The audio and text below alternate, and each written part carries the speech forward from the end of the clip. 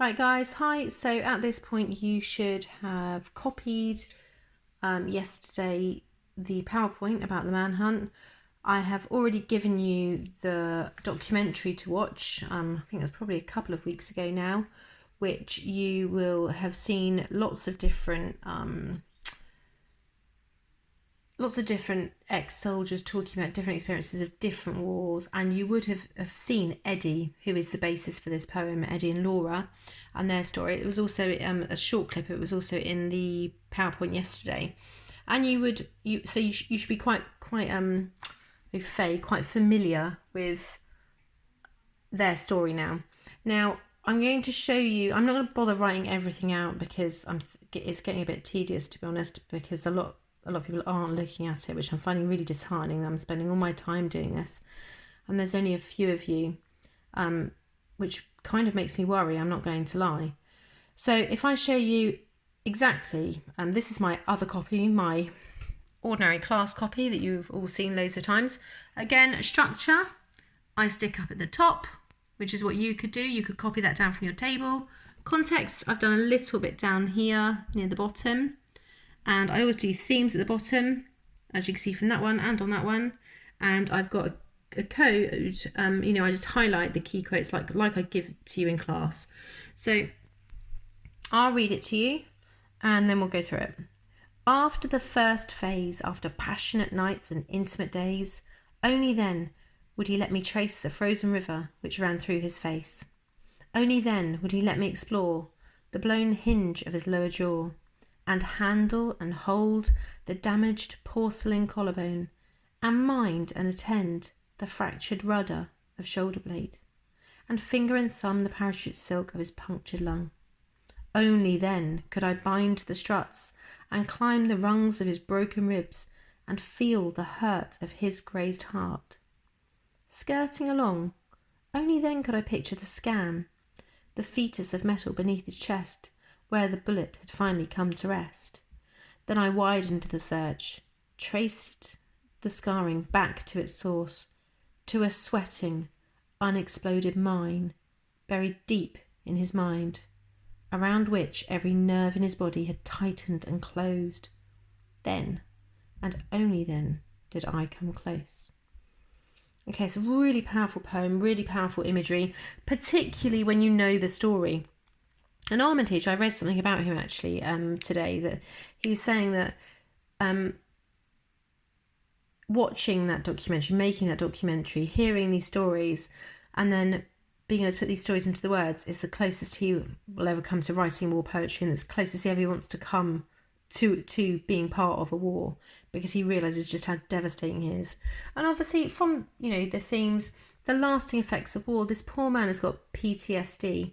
Now, I'm not sure, it was in the PowerPoint, I'm not sure what you understand by it, but PTSD is post-traumatic stress disorder. And people can get this for a variety of ways. It can be, people can have cancer and can have post-traumatic stress disorder from that. And it manifests itself, it shows itself through things like not being able to sleep, being panicky, breaking out in sweats, being scared of certain situations. I know somebody, and in fact I know two people who've had PTSD personally. One who had PTSD when they were in a car crash and one of their family died during that car crash, and another whose parent died in front of them and they tried to give them CPR, and they've had the same kind of things. They have anxiety, have panic attacks, can't focus, can't sleep. And as you've seen from the video, there are lots of other things and ways people try and cope with it, and a lot of them aren't very desirable. Okay, so if we go back to the poem, first of all, we have the title, The Manhunt. Any of you played Manhunt? Great game. You all go and hide and you've got to go and find each other. But the idea here, it's a metaphor. And it means it's a manhunt. She's searching for the man. Searching for the man who went away. A lot of people say that. A lot of people say that people who go to war come back a different person. So she's looking for her husband. She's kind of searching for him. I think it's quite key. Now we have the first part. After the first phase, after passionate nights and intimate days, only then would he let me trace the frozen river which ran through his face. So this first part is nice. You've got a rhyme scheme here, A, B, B. And then it breaks down, does it? Explore and jaw, C, holds, bone, no, not quite. D, E, F, G. And then it just goes, and the rhyme scheme breaks down, right down until we get back to, there's a little bit here that's rhyming. But at the beginning, the reason we have the rhyme is because it shows their reunion. Shows their reunion. We talked about the structure in the PowerPoint, the fact that it's in couplets. Okay, couplets, remember, just means 2 lines. So all of these are couplets all the way through. But these at the beginning rhyme, and it just shows their reunion, shows their unity, shows their togetherness. And as you can imagine, he's been away at war, and when they come back, they are united, emotionally and physically. And that's what it talks about, passionate nights and intimate days. They greet each other, they're physical with each other. And after that's happened, only then would he let me trace. Now by trace, she means touch. The frozen river which ran through his face. Now this metaphor, you've seen Eddie, you know what the frozen river which ran through his face is. He's got a huge scar down his face where the bullet penetrated. So, but she's used this only then. So this is all about stages. You'll notice that we've got only then, only then, only then. So this repetition of only then shows it is a gradual process of getting, I don't know to say, to know him again, maybe, to know him again, or to understand him. Because she doesn't know, and he wouldn't and didn't want to talk about what happened. Only then would he let me explore the blown hinge of his lower jaw. So we've got this word trace, all these verbs, trace, explore, handle, hold. These are gentle verbs. Suggests caring and love. And nurture, she wants to nurture him back to health. She's not pushing him, she just wants to help him. We have this quite graphic imagery here though. Only then would he let me explore the blown hinge. A hinge is something that moves and allows something to move, like you get a door hinge so it can open and close of his lower jaw. Again, his jaw was blown by the bullet. But I think maybe as well this could slightly be a metaphor. The idea that it's blown, I'm going to put blown, suggests it's broken. Maybe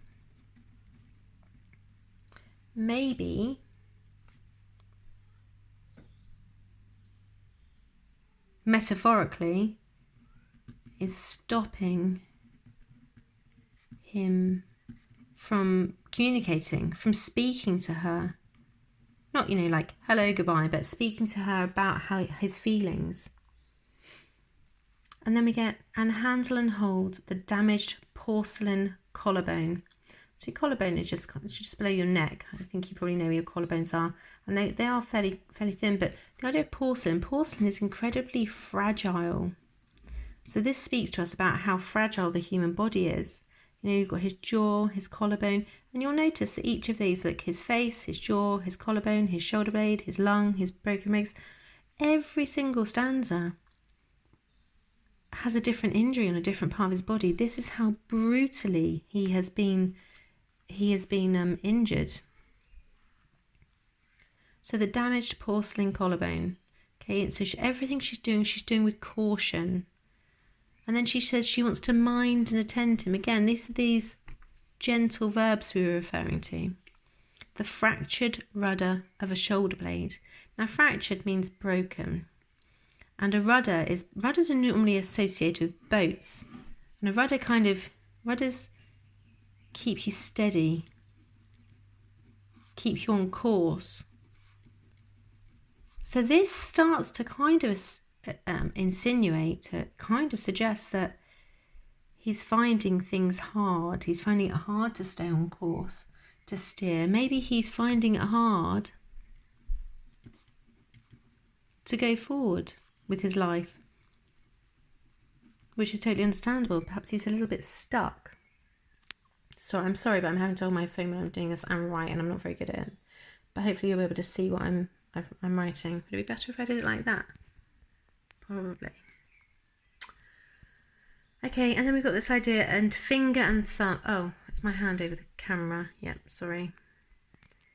And finger and thumb, the parachute silk of his punctured lung. And again, this is about touch, isn't it? All of these things are about handling and holding, exploring, tracing.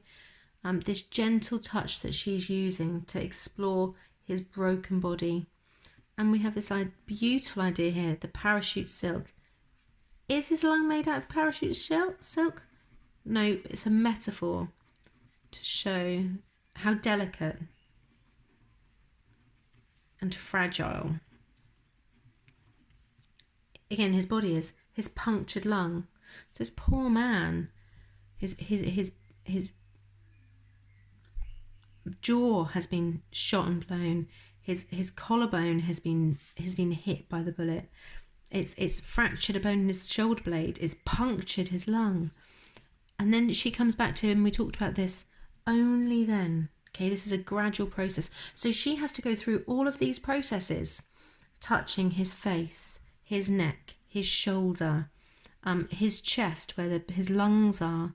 And then she says, and only then could I bind the struts and climb the rungs of his broken ribs. She's obviously not actually climbing the rungs of his broken legs, but she's comparing, using a metaphor of a ladder.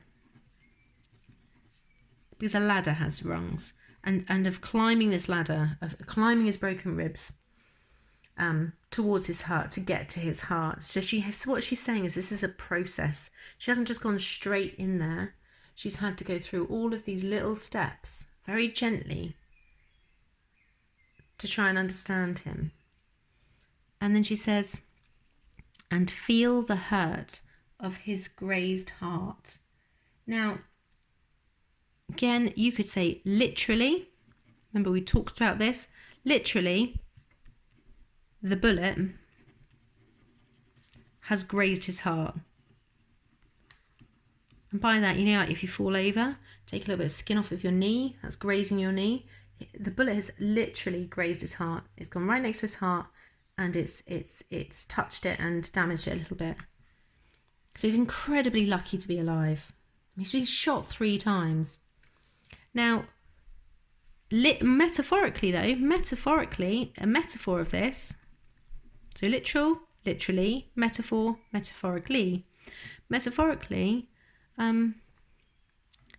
could be his damaged emotions, because we associate the heart with emotions, don't we?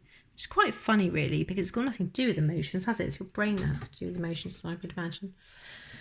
And you've also got this nice soft H sound, the huh. And it kind of, soft H suggests intimacy, which you would get because she's by his heart. Okay, skirting along. Now, if you're skirting along something, it kind of means you're on the edge of it. So she's being cautious here, I would say. Being cautious. Why? How do we know she's being cautious? Because she's skirting along. She's edging. She's on the edge, edging along. Edging along. Just spell an edging with an ing, or just, that's a word I don't think I've written before. Edging along. I don't know. Okay, so edging along. Only then could I picture the scan, the fetus of metal beneath his chest, where the bullet had finally come to rest. Now, this is very interesting imagery here, because she's comparing, quite interestingly, the fetus of metal is a bullet. So the bullet is still in him. Fetus of metal is a bullet. Now, I'm not sure if you do whatever it's called, health and social, and you know what a fetus is, but a fetus is an unborn baby. And there's sort of extended metaphor here. She's used, only then could I picture the scan. So a scan is what you have when you're expecting a baby, and you can see the baby through an ultrasound scan up on a screen. But she's saying she could picture in her mind's eye the fetus of metal beneath his chest. So the bullet is still lodged in his chest. And we have this extended metaphor of the bullet as a baby. Well, not necessarily a baby, but as something, I'm going to say, that could grow and cause more damage.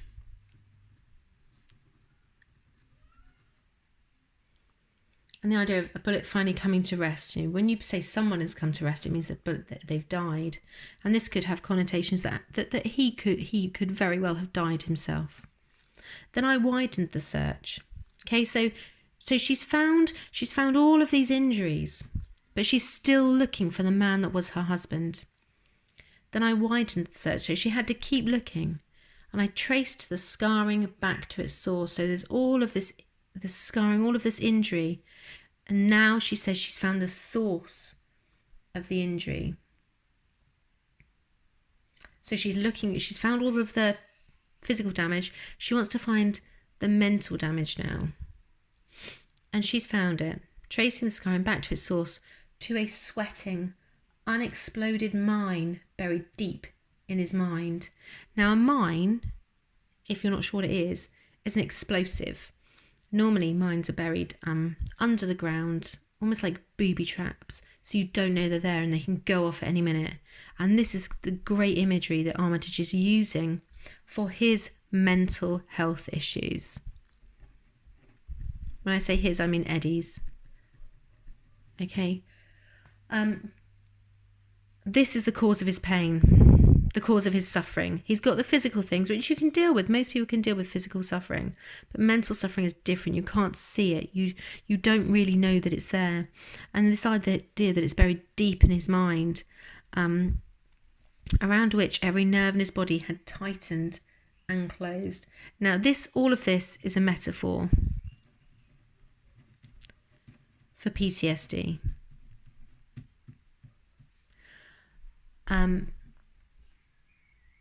So there's this idea as well that this mine, it could explode at any minute. If you got too close to it, it could be dangerous. He could be dangerous. But what he's done is this problem, this mental problem that he has, he's every nerve in his body had tightened and closed. He's closed himself around it. Maybe to protect the people he loves. Maybe to protect Laura and their children. And then she says, then, and only then, did I come close. Now, it's an interesting ending as well, because she's not saying, did we solve the problem? Only then did I get to know him again. But she's saying she came close. Now, it's a little bit ambiguous. Ambiguous means you're not really sure what that means. So, did she come close to getting him back? Did she come close to finding him? Did she come close to understanding? We don't know.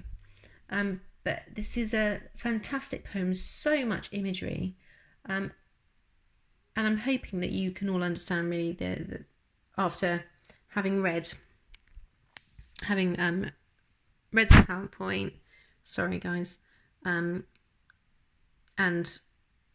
watched the documentary and everything else that we've done to do with it, that you'll have really good understanding of this now. Okay, so I want you to obviously write the notes that I've written, but in addition to that, anything else that I've said that you think might be interesting. And I know you might have got scraggy writing, you always tell me that, so I apologise in advance. So I'm just holding it there and I'm going to move it over so that obviously you can pause and just copy down the things that I've written. But do also think about things. And if there's anything that's pertinent to you and you think, oh, right, yeah, no, that's interesting, I'm going to write that. It doesn't have to just be what I've written. It can be what you think. It can be what I've said as well. And again, if I go back to this and show you my one, if you want to just put your structure at the top, your context over there, and the other bits down at the bottom. Okay? Rightio.